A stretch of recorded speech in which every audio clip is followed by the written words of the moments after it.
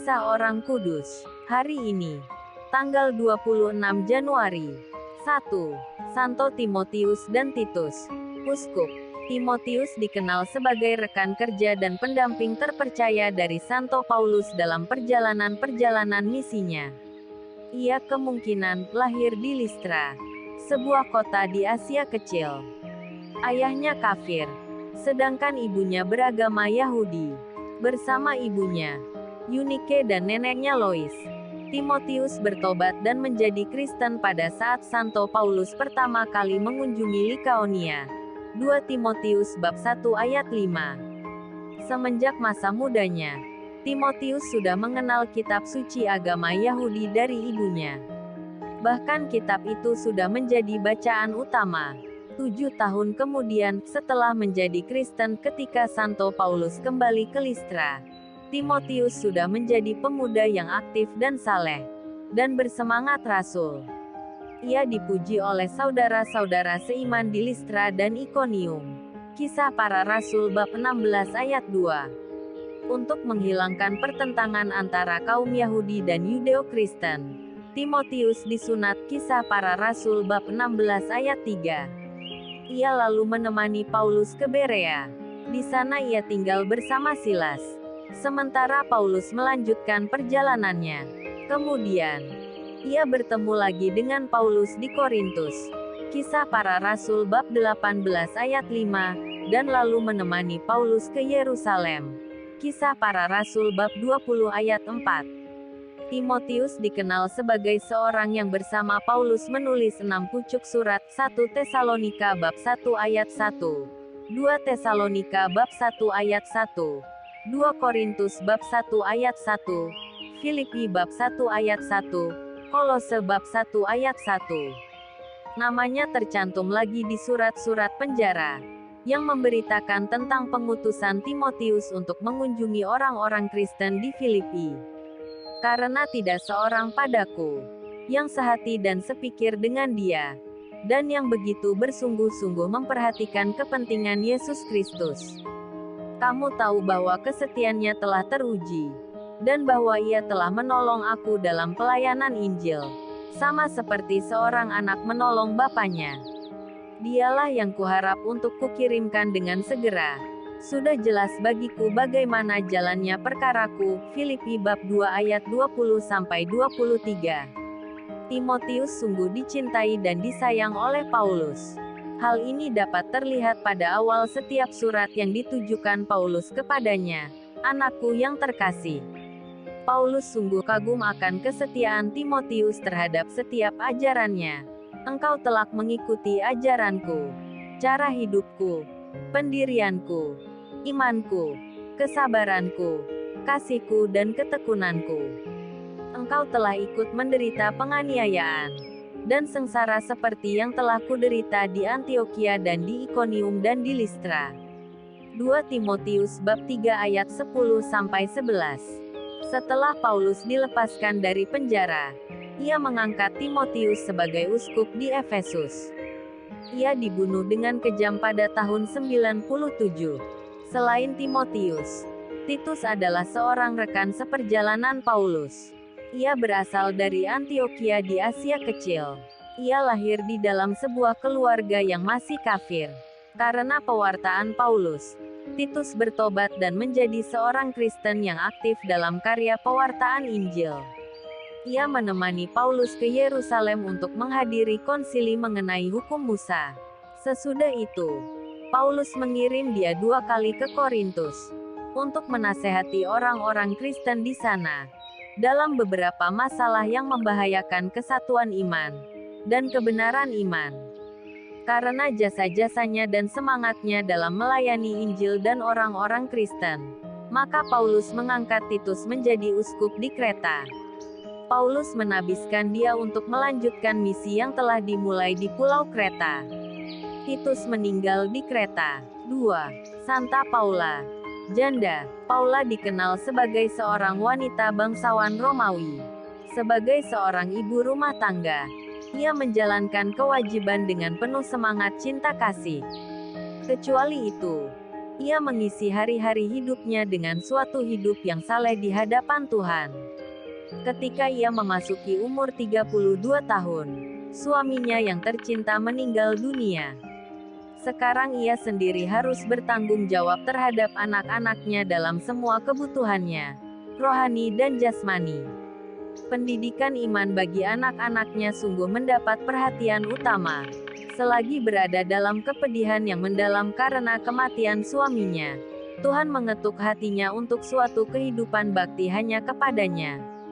Paula yang sudah biasa menjalin hubungan dengan Tuhan melalui doa-doanya, mendengarkan suara Tuhan itu. Ia lalu mengabdikan hidupnya kepada Tuhan dengan hidup menyendiri dalam kesunyian tapa dan karya-karya amal kasih.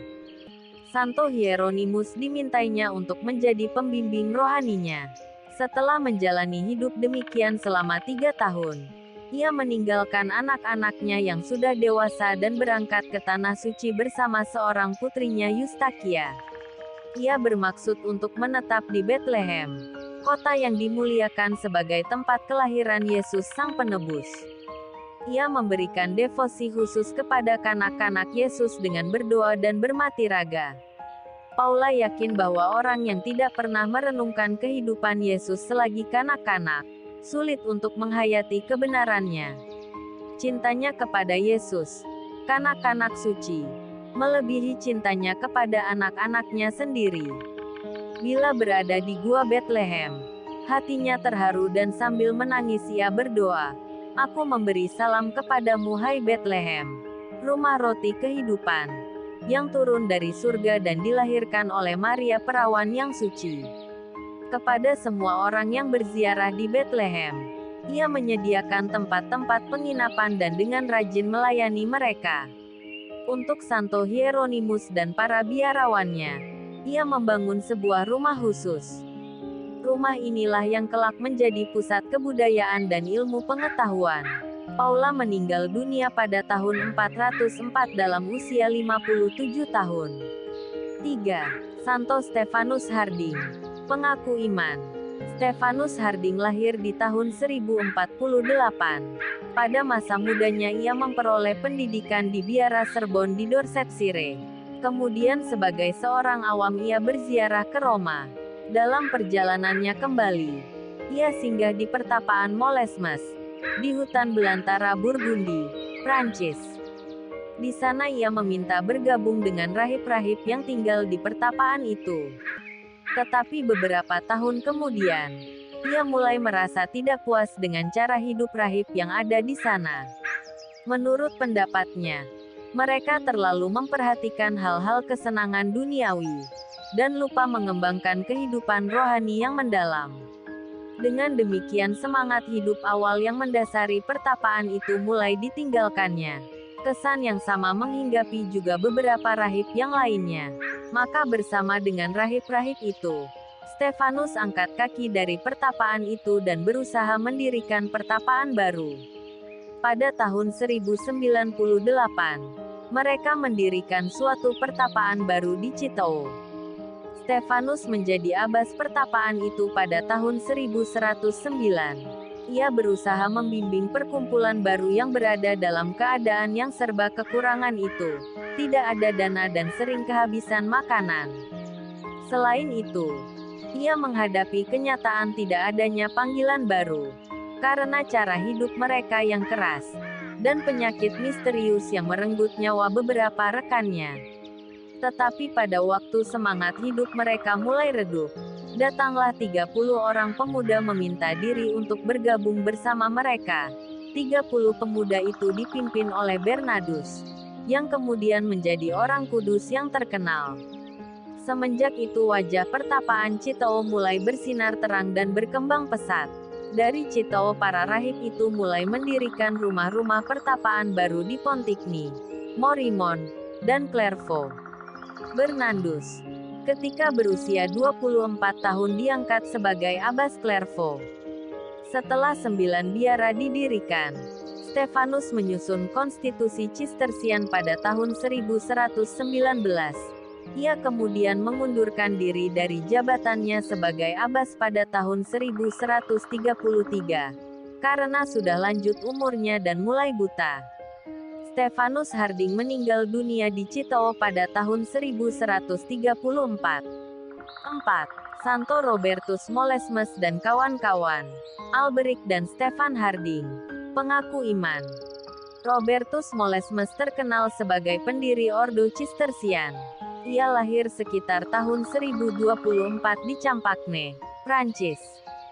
Ketika berusia 15 tahun, ia masuk Ordo Benediktin di Biara Moutier-la-Selle, dekat Troyes. Sebagai seorang pemuda yang luar biasa, ia diangkat menjadi pemimpin biara sesudah menyelesaikan novisiatnya. Pada tahun 1068, ia menjadi abbas di biara Santo Michel dari Tonnerre di Langres. Di biara ini ia berusaha menyusun meskipun tidak berhasil aturan-aturan yang lebih keras. Sementara itu, beberapa rahib yang bertapa di hutan Kalan meminta Robert mengajari mereka aturan-aturan Santo Benediktus. Dengan restu Paus Alexander II tahun 1060 sampai tahun 1073, Robert menjadi superior kelompok ini. Pada tahun 1075 mereka mendirikan pertapaan di hutan Molesmes. Di bawah kepemimpinan Robert, komunitas ini berkembang pesat, menjadi makmur dan terkenal. Tetapi lama-kelamaan rahibnya mulai tidak taat lagi pada aturan ordo. Pada tahun 1098, kelompok rahib pembaharu sekitar 20 orang, termasuk 3 serangkai, Robert, Alberic dan Stephan Harding, meninggalkan pertapaan Molesme itu dan mendirikan sebuah komunitas baru di Citeaux, atau Cisterian, yang tidak jauh dari Dijon. Komunitas baru ini, dengan Robert sebagai pimpinannya, mendirikan satu ordo baru yang dikenal sebagai Ordo Cisterian. Tetapi kemudian atas pemohonan para rahib Molesmes dan atas perintah Paus, Robert kembali ke pertapaan Molesmes untuk memperbaharui komunitas itu. Robert meninggal dunia di Molesmes pada tanggal 2 Maret tahun 1110. Ia dinyatakan kudus pada tahun 1222. Santo Timotius dan Titus, Santa Paula, Santo Stephanus Harding dan Santo Robertus Molesmes dan kawan-kawan, Alberic dan Stephan Harding. Doakanlah kami. Kakarla Channel.